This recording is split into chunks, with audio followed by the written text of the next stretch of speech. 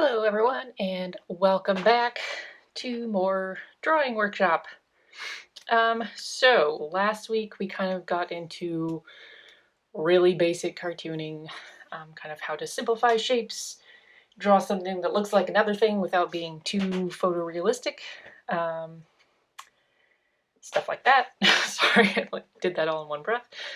Okay, so this week I thought I would talk about how to draw cute things.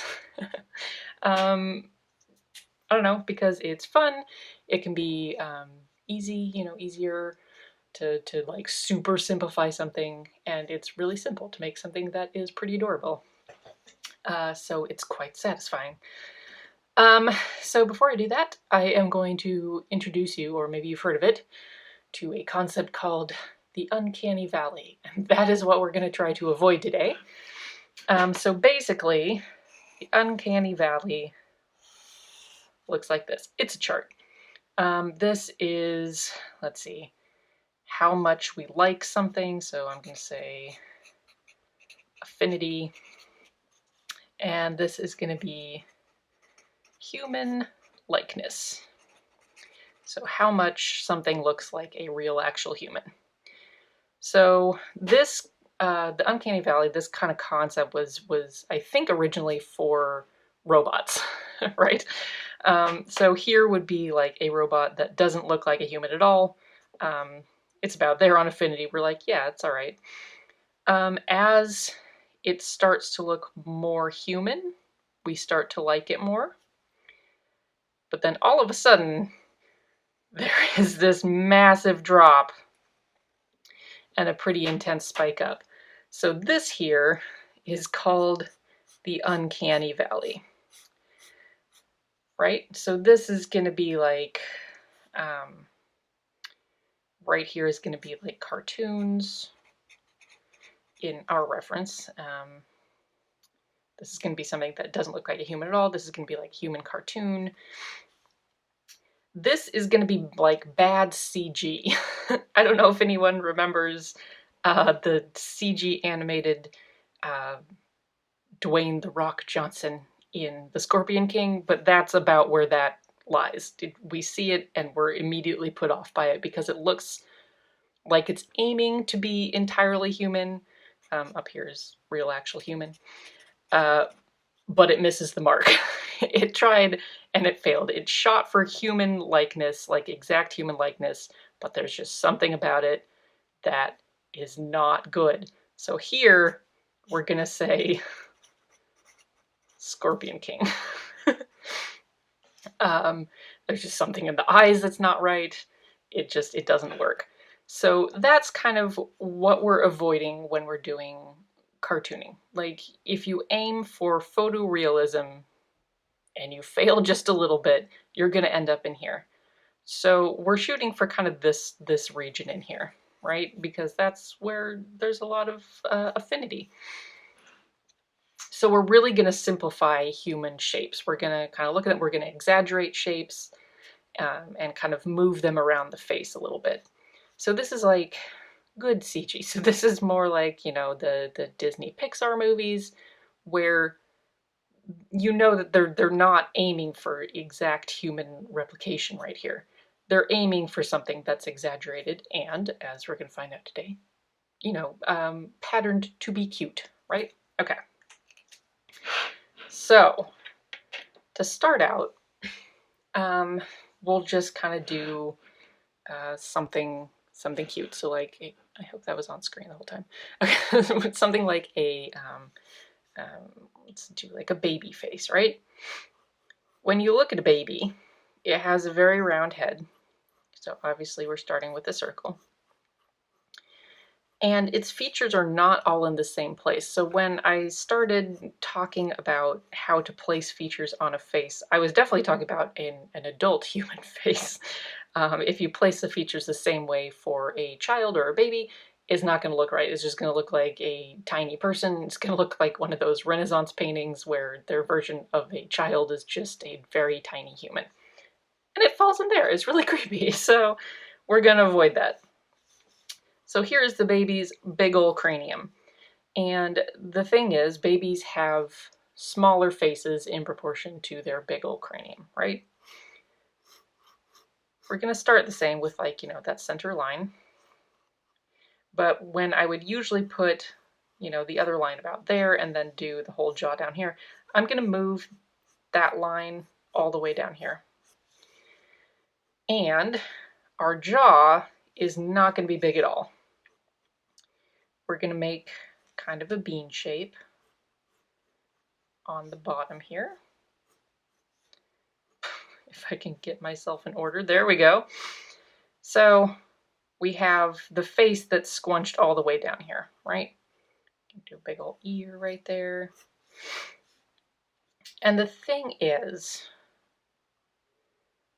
when you're, you know, gonna place the features, all the features will be very squished down here. Do a little mouth. And you're gonna adjust the size of them. So as you can see, the nose and mouth that I've given the little baby here are very small. Big old head, tiny nose, tiny mouth. They're kind of, you know, not exaggerated, but, you know, kind of shrunk down so that we can exaggerate other features. One mistake that I see, I'm going to call it a mistake because it creeps me out. If you like it, you like it, and you know what? I have no say in that. But often I'll see, you know, cute drawings, I'd get the finger quotes in there, that are like this, you know, nose, mouth, and then eyes are just massive. They're just these huge, I don't know if anyone knows what precious moments are. They're just enormous. And they got really big pupils, like that. It's not even looking as creepy as some of them look, but just really big. And you can do that personally. Like, you don't have to do this, though. You don't have to exaggerate the eyes. It's not like the bigger the eyes, the cuter the thing. You can actually achieve kind of a pleasing, cute look with just kind of exaggerated shapes, so very round, but then, and also placed lower on the face. So we're gonna go round circles there. There we go. So it's still cute. It's not as cartoonish. There we go. Some eyelashes on there. So they don't have to be enormous. They're going to be a little bit bigger compared to the other facial features, but it'll still look pleasing and cute if they're kind of small. You can see this a lot in this sort of chibi style. That is, I think, Japanese for small or little. And it's common in Japanese manga, kind of as like side comics, or an aside, you'll see a character drawn in this kind of condensed chibi form. Oftentimes they will have kind of, you know, like the big eyes, but sometimes, let me get this in here,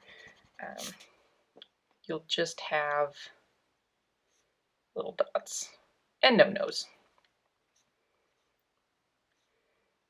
And it's still cute because the features are squashed down to the bottom. Everything is very round and simplified, so you don't even need really huge eyes to make something look, you know, kind of cute and pleasing, and you still recognize it as a human face. So let's give it some hair. I don't know, floating head's just creeping me out here. Okay, gonna give her baby little baby fluff. And all right, this one can have hair too. There we go. So, you know, that's kind of a way to draw cute but still pleasing faces. When you draw a body attached to this, especially with this one, since this is a baby, the body's going to be a lot smaller. So we'll do this. And if you draw everything just sort of petite and small, it's going to look a little weird. So you have to pick the features that you want. This is getting out of hand. Here we go. You have to pick the features that you want to exaggerate. So here I'm going to draw kind of normal, well, they're little flipper arms, and the hands are going to be kind of small. right? And then we're going to add a diaper. And same little kind of bean shapes for the legs and little footers. Right? Okay. So it's a little wonky balance there, but babies can't balance that well, so we're good. That's a good excuse. It's not that I messed up. It was purposeful. So there. So you can see I kind of drew everything with these round bean-like shapes. I made the belly kind of big, but when I got to the hands and feet, I made them kind of tiny. Because if you do everything really bubbly, it's going to look a little bit weird. So you kind of stretch and compress a little bit to make something look cute. But these proportions here are pretty much, you can't fail. You can go with like the big eyes, the small eyes. It's going to look pretty cute as long as you have everything sort of squashed down there. And it works for pretty much everything. So let's draw like a kitty, okay? It's going to be a cartoon kitty because I'm not great at animals. So again, we're going to start with big round head. I'm going to give it some kitty ears. Right? And then we're going to remember proportions. We're going to draw the exact same proportions that we did for the human baby, but we're going to make it a kitty baby.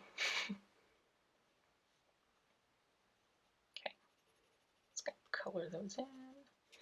And then its little nose, about where the little human nose is. And there we go. And then you just kind of add the kitty features. There we go. And you do the same thing. You know, body's going to be a little bit smaller to accentuate its big old head there. There we go. So same proportions, pretty much, but just transferred to another kind of creature. So those are like the cute proportions. I don't know what it is. I think it's maybe because it looks more like a human baby. The human mind is like, that's cute. It's entirely possible that's what it is. But if you're looking to do, you know, just kind of make something quick and fast, as you can see, like I kind of doodled these very quickly and they all turned out okay. So it's something that you can do quickly. It's something that is kind of high satisfaction because, you know, it's very easy to do with very few lines, and you can do a lot with it. So you can kind of work on it. You can make it more detailed, but it will always kind of look pleasing. So you'll be, you know, you'll have a drawing that's satisfying with, you know, the least amount of lines, and then you can kind of go from there.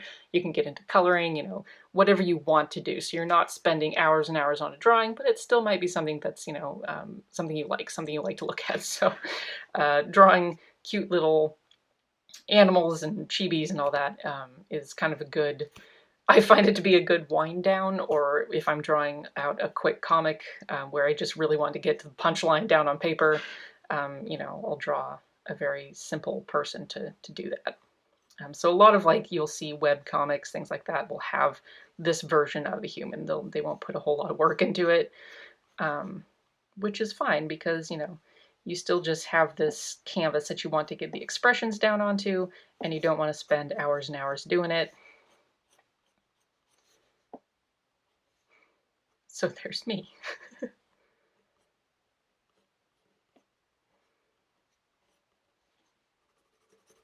Boom, and we're done. So I hope you took something away from this. If nothing else, take the uncanny valley away from it. And I hope you have fun kind of playing around with this technique and these proportions. Yay for a quick video.